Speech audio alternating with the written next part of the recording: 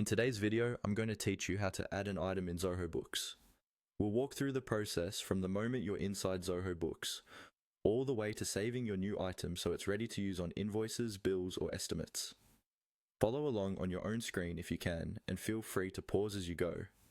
First, make sure you're logged into your Zoho Books account and that you're in the right organization or company file. Once you're in, look for the section that manages your products and services. In Zoho Books, this is done through the Items module, which is part of the inventory and sales setup. On the left-hand side menu, or along the top navigation depending on your layout, find and click on Items. This is where all your existing products and services are listed. If your account is new, this page might be mostly empty, but that's perfectly fine.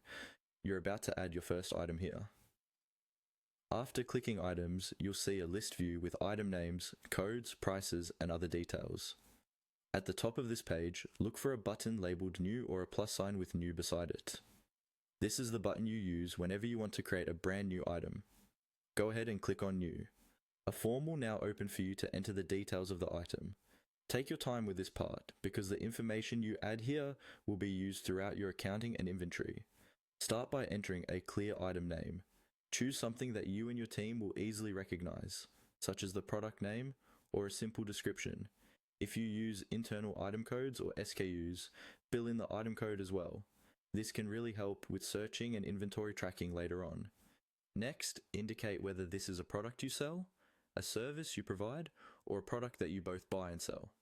Based on your choice, you'll see fields for the selling price, purchase price, and possibly the cost. Enter the appropriate amounts and make sure the currency is correct.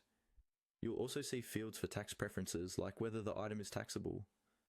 Select the correct tax setting according to your local tax rules, so your invoices calculate automatically. If there's a description field, add a short, clear description that you'd be comfortable showing to customers on their invoice.